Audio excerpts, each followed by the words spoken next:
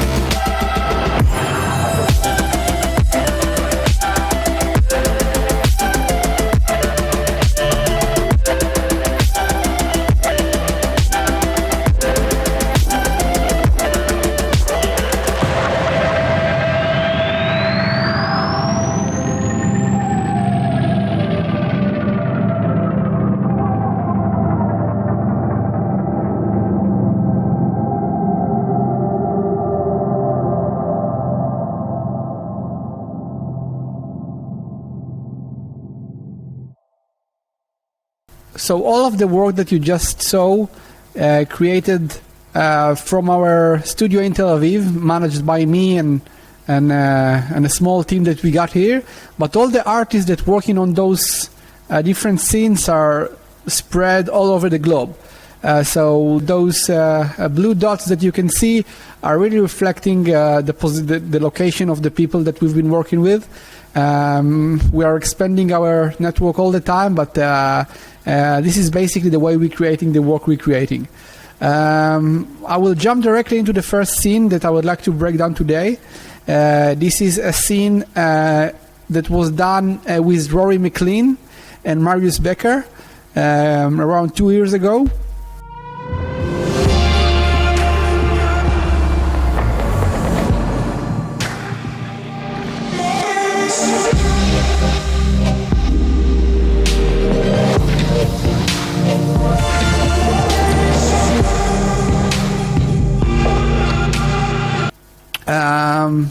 Let's just play this scene so we can see what I'm talking about. The scene I will break down today will be the droplet that is flying up between the tendrils. There is a nice technique that Rory found and developed here, and I've been using it a lot since then. So I thought it might be a good start to show some dynamic eye case inside Cinema 4D. So let's jump directly into Cinema 4D. Okay, so I will hide that one. I'll go to another view, go to the character menu and join tool, and then if I'll just control click a bunch, oops, let's click out of the hierarchy. So control click, we will create a bunch of joints. Just those joints will create the main front that will be dynamics, and we will need to create some geometry for it. So I'll just create a cylinder, bring it up, rotate it, and make it a bit bigger so it will be in the right dimension. We can see that the joints are roughly inside right now.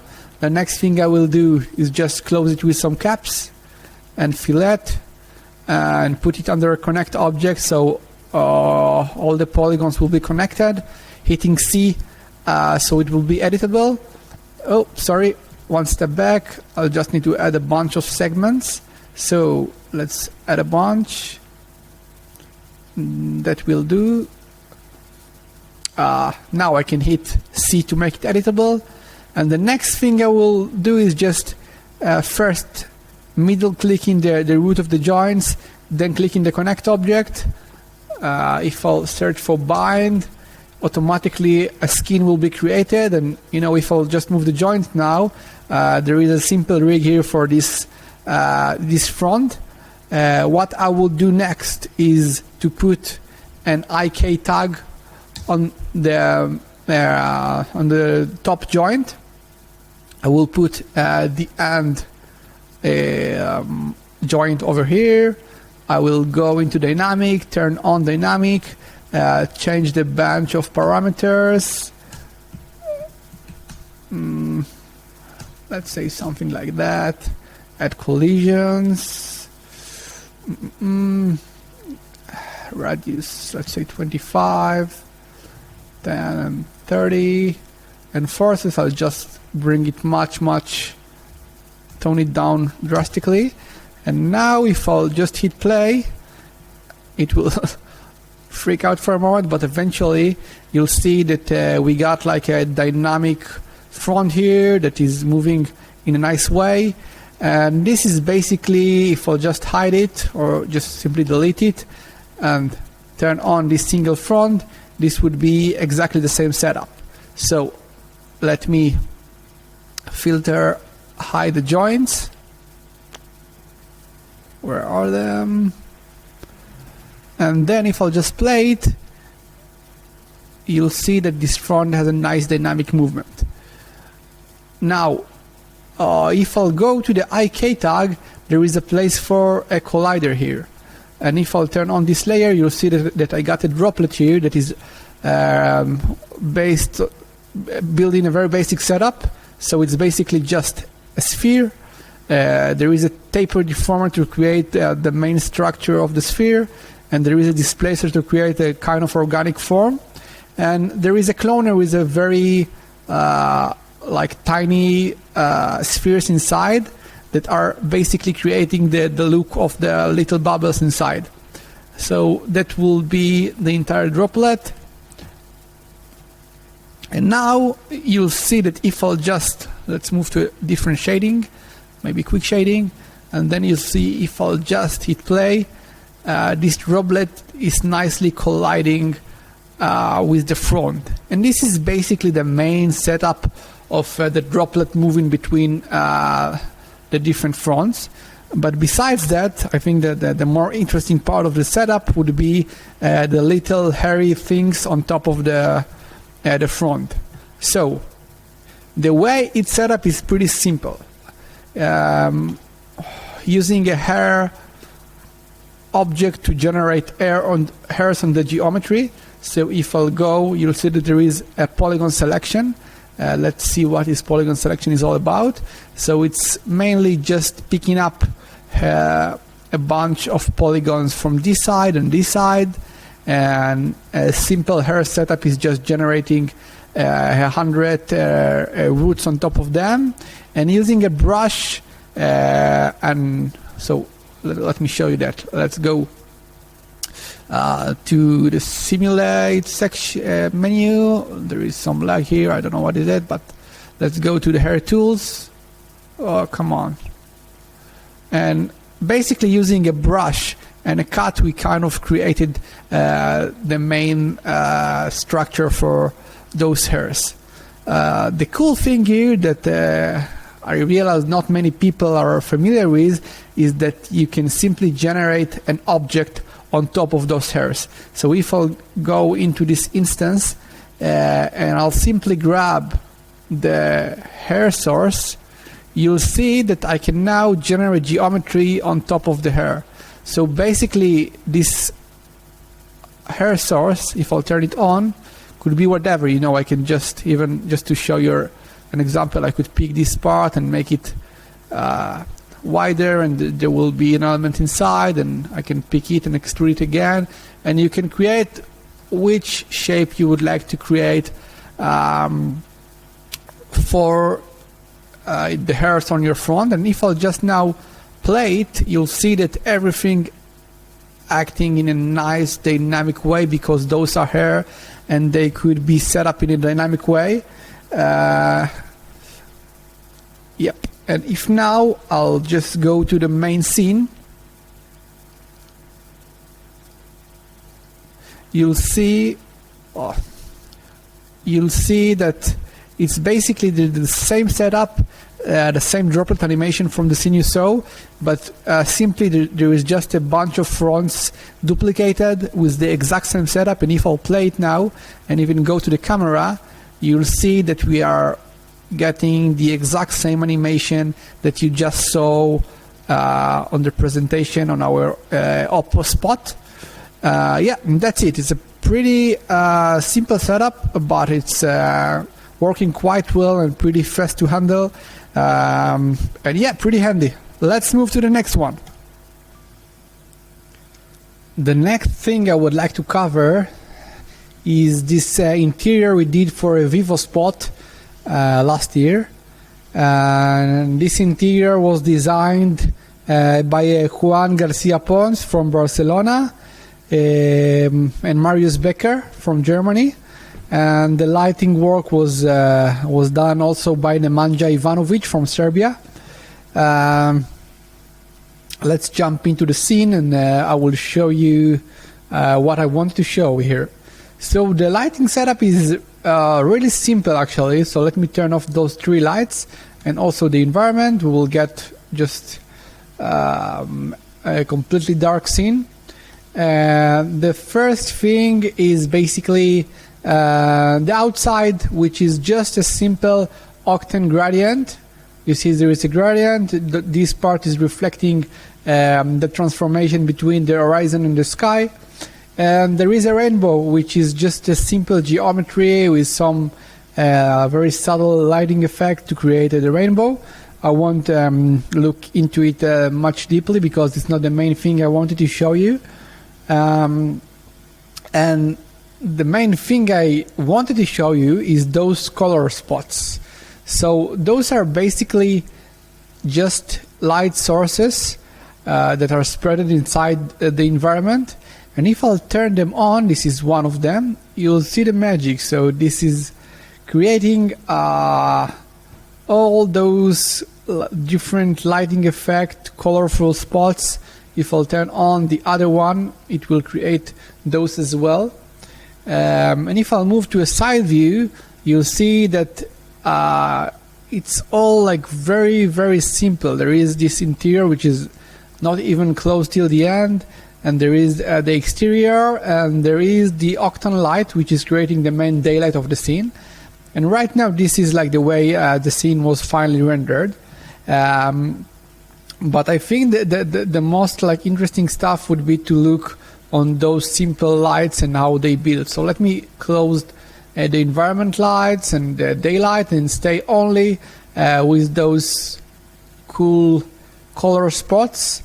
And if I'll go into the octane tag, you'll see that under the distribution tab, there is this image. Let me open it quickly.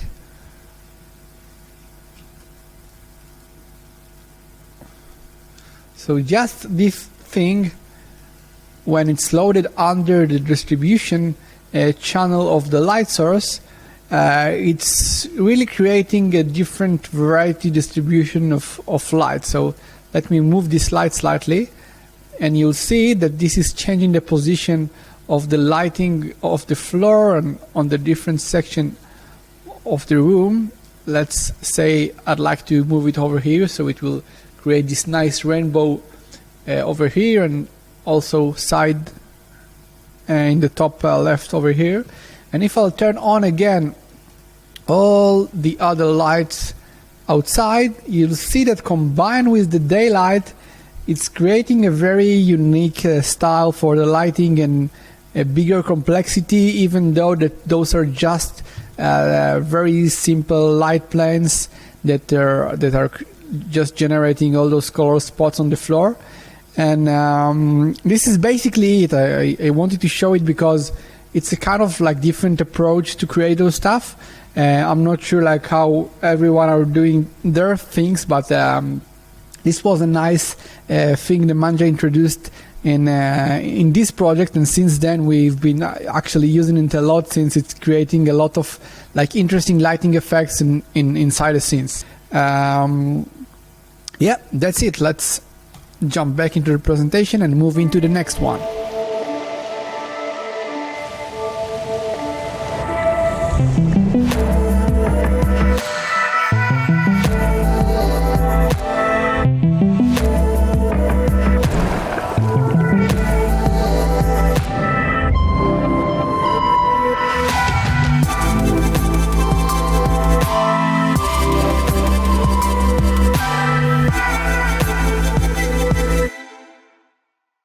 So the next one would be a very similar environment, but with a bit more complex lighting that I'd love to show you.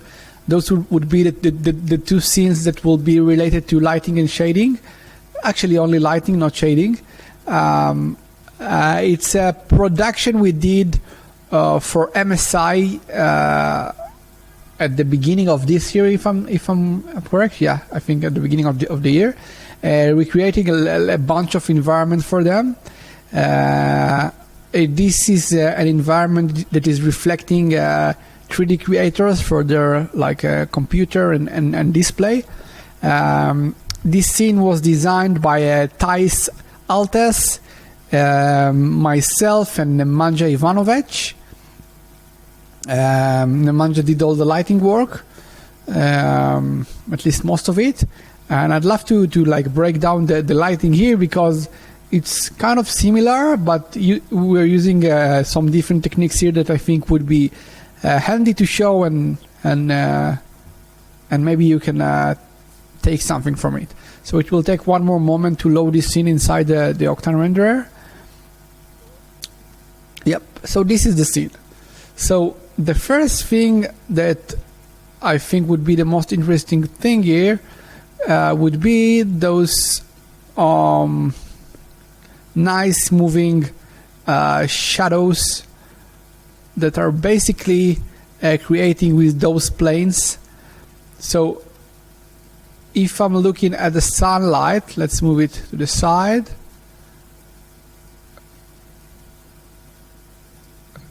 This is the direction of the sun. So just in front of it, we got two planes with an alpha. Those are animated sequences. So if I'll play them, all the planes will be moved. Those were created by Marius Becker, and he was kind enough to help us with this scene as well.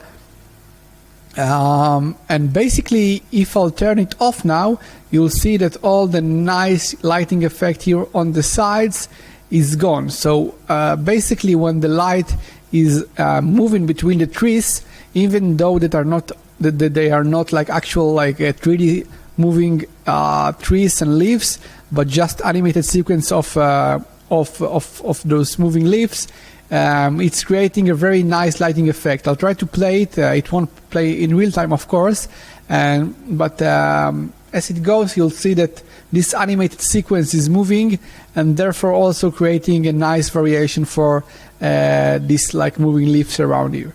So this would be one thing that we are doing from time to time, and I think it was originally created by Marius Becker, so the credit goes for him. You've been using those on his still life imagery, and it's a nice way to give some like more organic feeling to your scenes. And the next thing is just break down the lights over the scene. So the first light is basically the sunlight. It's arriving from the side. There is outside, same just like the previous scene, an octane gradient that are here to create the nice gradient outside. And let's just move it to show you, but this is basically just a sunlight outside, and if I'll put it in the right position, it will hit all the shadow that I showed you and create this nice effect. Now if I'll close those two again and show you the additional lights on the scene, you'll see that basically we got an interesting setup here. So there is like some ambient light for the room here in front of us. There is one yellowish light over here. Then there is a whiter one that will be over here to create just some variation of the lights. There is some spotlight lighting to the plants here, just to create a more dramatic like rim light. And there is some light to the workstation, just to give some more emphasis on the chair and the display. This is basically just this side light over here. And besides that, if I'll turn all of those off, we got again those like unique color spots that I showed you on the previous spot. And if I'll combine all of those together and turn on the sky outside, we will be reaching the same final lighting of the scene.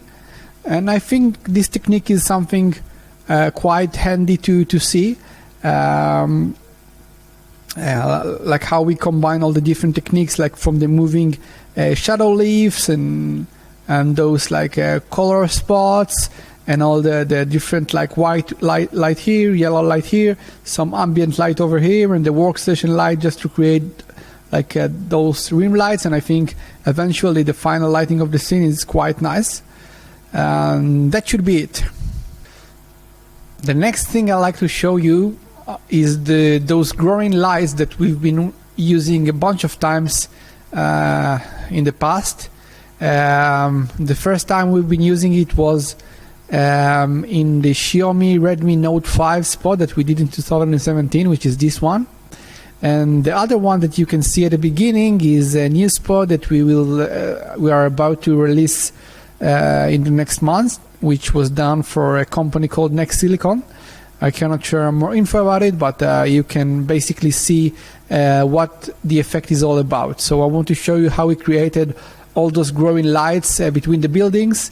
I will show you a scene from the new project that was done with Redshift, but the idea is the same because it's basically driven by a MoGraph.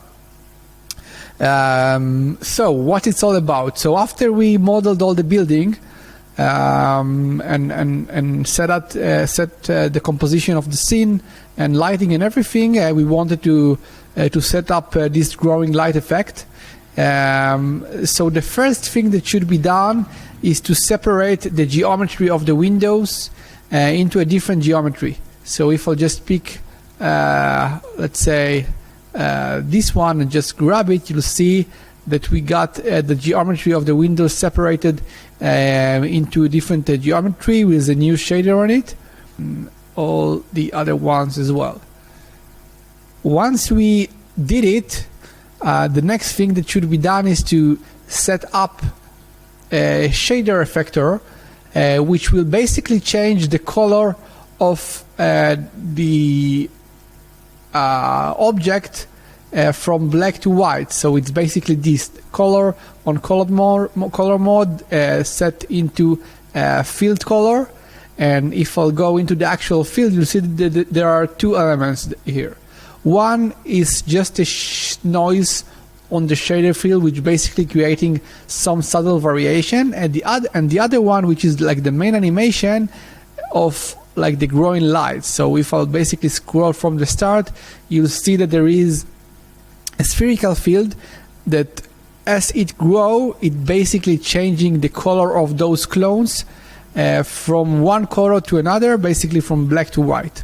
And if I'll pick the shader, you'll see that the setup inside Redshift is fairly simple. So basically this Redshift color user data is what is reading the monograph, and what it's doing is basically changing the material. There is a material blender, and there is a ramp to get it into the right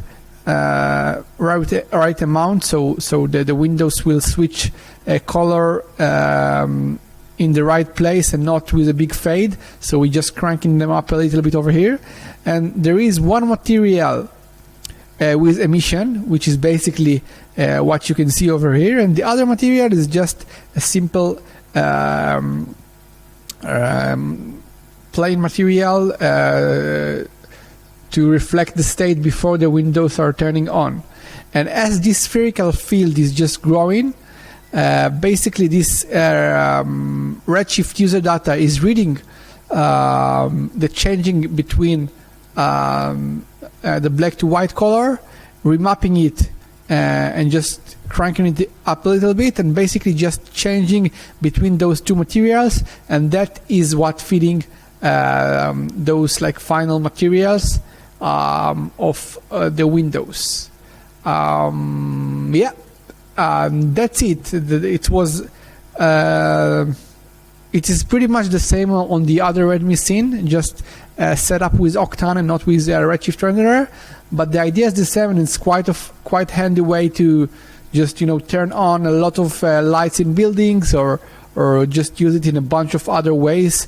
It's a very handy quick little tip. That's it. I'll jump into the presentation back and move into the next slide, which is a project we created this year for Huawei. The credit for this noise-based sky setup is for Nemanja Ivanovic again. As you can notice, we work together for quite a while, and from time to time there are some new discoveries that I think worth sharing with the world, just like this one. So I'll jump right into Cinema 4D and open this scene. Huawei Sky Setups. Okay. And let's send it into Redshift, and I'll show you what it's all about. So I think that the cool thing about this scene is that it's much simpler than like how usually we will create like a water and a sky, because if I'll move into the side view, you'll see that the camera is right over here, and there is nothing beside just those two planes. There is like some landscapes that are generated with a simple like a Cinema 4D built-in landscape object, both of those, and there is like a bunch of little scatters of some sands, which is even not very accurate. As you can see, they are standing on the side, but it's very, very far away, so it's kind of doing the trick.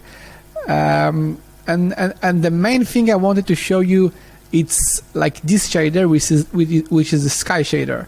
So if I'll go into this material, you'll see that it's all again fairly simple, and I think this is why it's interesting, because it looks quite realistic, but there is nothing very unique about it. So if I'll just go into the Maxon noise, into this one, under the general tab, this one, and I'll just change the seed, you'll be able to see that we are getting a completely different sky results, which are also reflecting on the water. The water is just a simple like a chrome material with some slightly bumpiness to reflect the surface of the water. And as you can see, just by changing the seed, we are getting like endless results of sky. And this was like very helpful with the client iterations, because we know what is the mood they are aiming for, and without like using a big variety of HDRs and trying different light setup, we can simply change the noise and get like very different results. So just to show you what it's all about, so let's take the first noise and just connect it to the diffuse and emission color.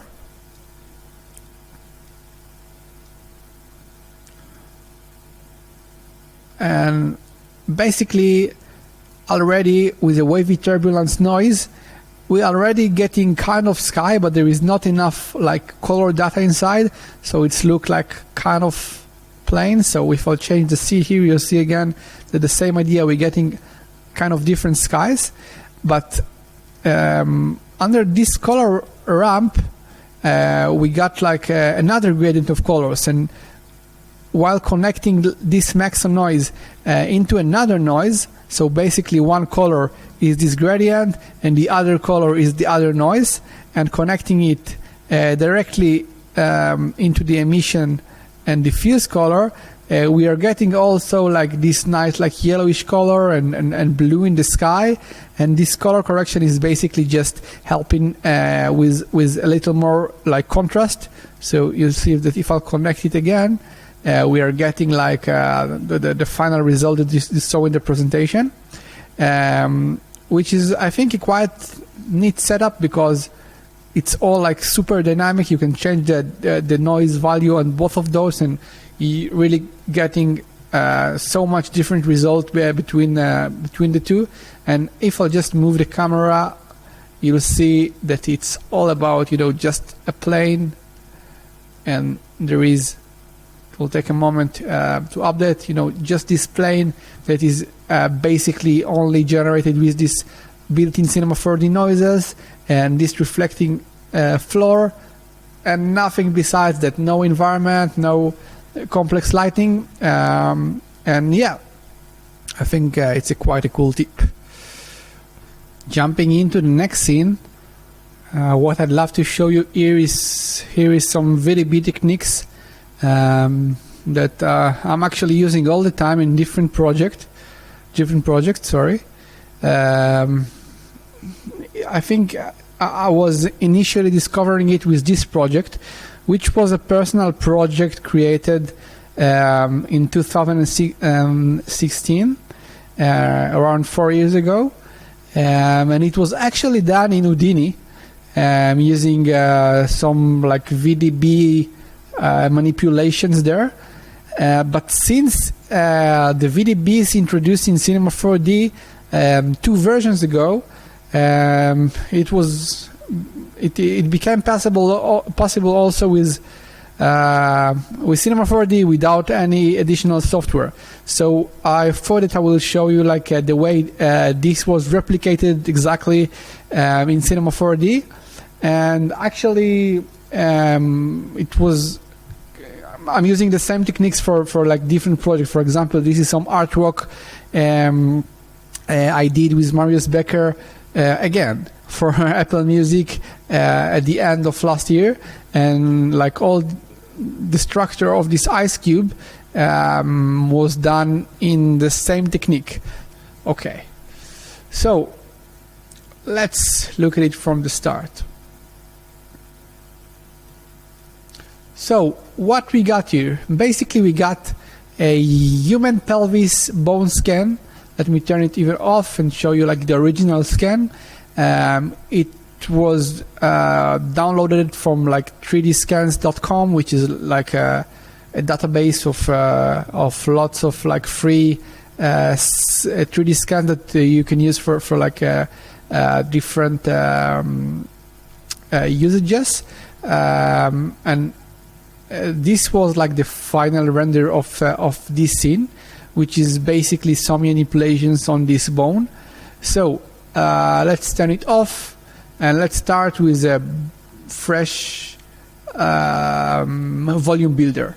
So right click, volume builder, sorry, Shift C, not right click, volume builder, exactly like this one, and basically just grab this human pelvis geometry inside, turn it on, turn the voxel size down into something that will be fast enough to work, and that will be the like base mesh. After that, what we got is basically just a bunch of spheres cloned on object mode on the human pelvis object, and then a bunch of smaller ones that you'll see in a moment what they are all about. So if I'll go back again to the base mesh and turn on the spheres clones in a subtract mode, you'll see that it will basically just remove the position of the spheres from the base mesh, and on top of it I just got some smoothing to get like a smoother surface, and this is basically creating this white layer. Then the second layer would be again starting with the human pelvis. This time I'm doing an intersection with the smaller clones. If you remember, it's just the same clones, just with a smaller radius. So if this one is 5.5 on the radius, this would be just 5. If I'll turn the intersection on, you'll see that now I'm getting only this part, and this is with some smoothing we will get this part, and the only thing left is basically this outline, and the way it was created is exactly the same, maybe a little bit more complex because we are going to use the end geometry, like the final geometry of the main volume and the intersection mesh. So basically I'm starting again with the human pelvis. This time I'm subtracting both final geometries, this one and this one, and it will take a moment to calculate. Right after that, doing some dilating down of the geometry, so it won't be visible along the mesh but only on those parts, and then some smoothing, and we are getting exactly actually what you are seeing over here. The quality isn't exactly the same, and that's only because the voxel size. So what I got here is just a user data that is basically directly connecting to the voxel size in all the different volume builders. This is just to make it easier to make the size lower. So on 0.3 it will take a second to calculate. Yep, and if I'll crank it even higher, it will take even more time, but eventually you'll see that I'll get a shape that is more similar to what you finally can see over here. And even if you don't get the exact same results, you can always play with the smoothing and change the smoothing operator between like mean and Gaussian and all the other stuff to get like a slightly different results. It's still updating because it's quite heavy with a 0.1, but yeah, eventually we'll be getting exactly what's going on over here, which is, I think, a quite nice little tip for those of you that are not using the VDB frequently enough. Yeah, so that's it regarding all the scenes that we will break down today. We still have a little bit of time, so I'd love to break down one project, but not looking at specific scenes, but more of the bigger picture and how we're coming up with all the different ideas. So usually we are starting with the treatment, which is basically an iterations through the different ideas that we got while working on some like early R&D and style frames. I will show you in a moment like how this part of the production look like. And the second part is basically me sitting in front of Premiere while all the 3D team is working on the different sections of the 3D production, and we are basically iterating through building the edit and working on the different scenes, and eventually working on all the details and composition. I won't dive too hard into it because I think that the breakdown of the next project will be a good explanation for this workflow. So the Redmi Note 5 project was the first very big project that we created with a team of global talents. It was done in 2017, and we had 13 team members. This was the team. We have Jeff Bryant from Canada, we have Yaniv from Israel, Ezekiel from South America, Scott from Australia, Drew from USA, Jonathan from London, Marius from Germany, Luke and Liam, which are Word the Music, are based in UK, and Nick as well, and Chris modeled the font from UK as well. And we had a bunch of other people doing smaller tasks, but this was the main scope of the team. And before going further, I'll just play the spot for you.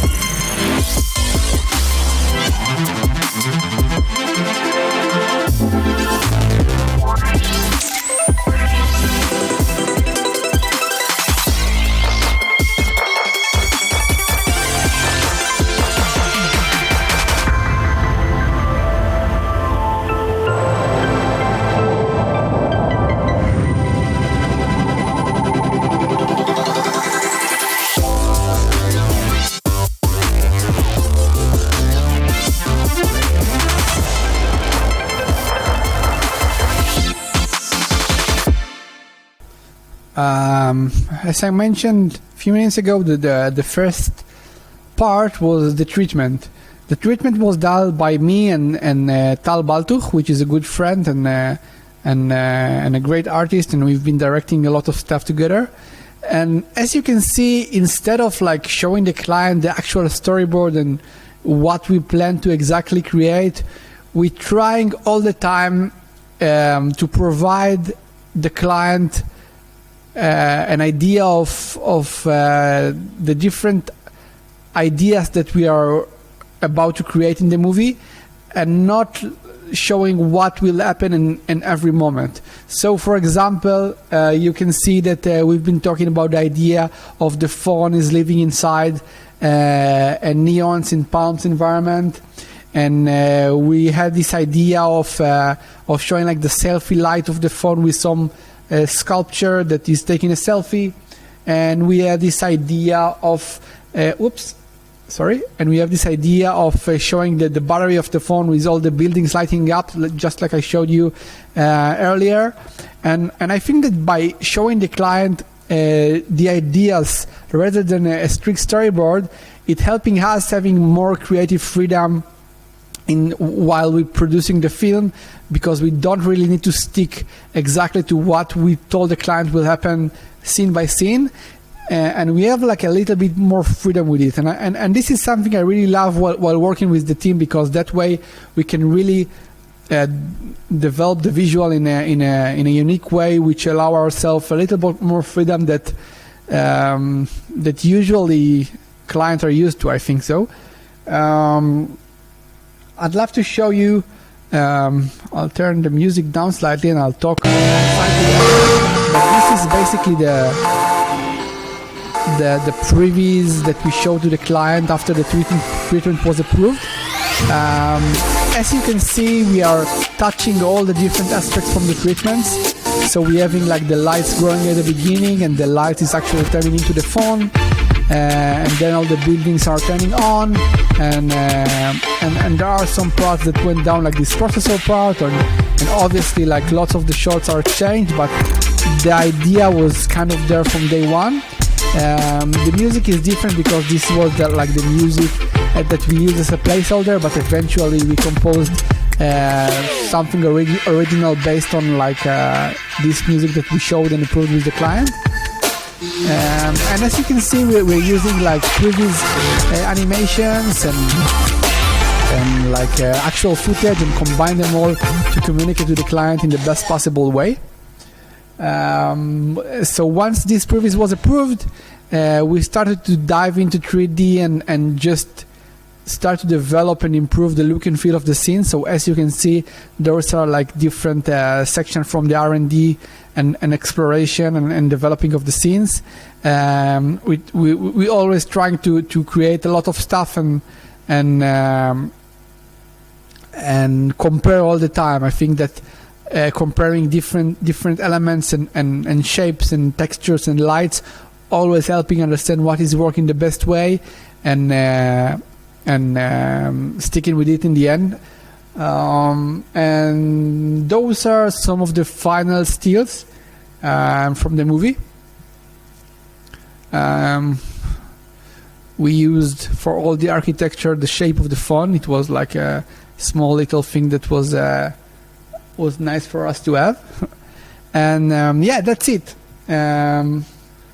So the last thing I'd like to show you is just a bit about like our communication and the way we work. So this is some like demo example of the way we work on Slack, just like we are in the same space, but not really. So here I'm just sharing with Marius and Jonathan some environment I developed, and then getting some feedback from them. Marius is saying that he'll have to see some like shadows on the right, and Jonathan agree. And then I'm just asking Marius if he would like to pick this scene after me, and then handle it to Jonathan to do the animation work. And this is basically a small example for the way we work. We have a Slack channel with around like 250 people today, which become like a lovely community that is not like only for work, but also for like off topics and general discussions. But I think that the people that we are working with and the people that love working with me, so finally, are like very convenient with the way that we are communicating via Slack. And I think it's just a nice example to show how content is possible to be created, not in the like classic way. What I wanted to show you is the way we are generating previses. So basically, if I'll go into the render settings, you'll see that we have already a bunch of presets here. And inside each one of those presets, we got this thing. And those tokens are basically navigating the file into the right folder automatically. So it's going 2 folders up, and based on our folder structure, it's navigating directly into the right place, which is some kind of like a structure that we developed over the past years. And the take number will define the folder. We'll actually open the folder and put the files there. So if I'll just change this to IBC S40, let's say, and I'll just hit render, and without setting up any like folder structure difference between the computers, if I'll go and see it in Explorer, you'll see that if this is the project, it's automatically going to the output, previs, shots, automatically opened a folder based on the take name that I gave, and the previs will be inside of here. And I think the nice thing about it is that even if another team member will open this file and hit render, it will automatically go into the right place on his folder as well, because if he syncs this Dropbox folder to his folder, he will have this exact internal structure, and the files will automatically navigate into the right place. So when I'm working with a team like that, I can automatically check the previous folder, the shot folder, and see which are the newest shot that the team are generated. Yep, that's it, just a small little tip. And that's it, guys. Thank you so much for watching.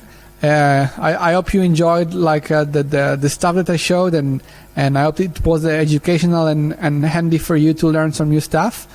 Feel free to follow us on Instagram. We usually post most of the new stuff there. And that's it. Thank you guys. Bye bye.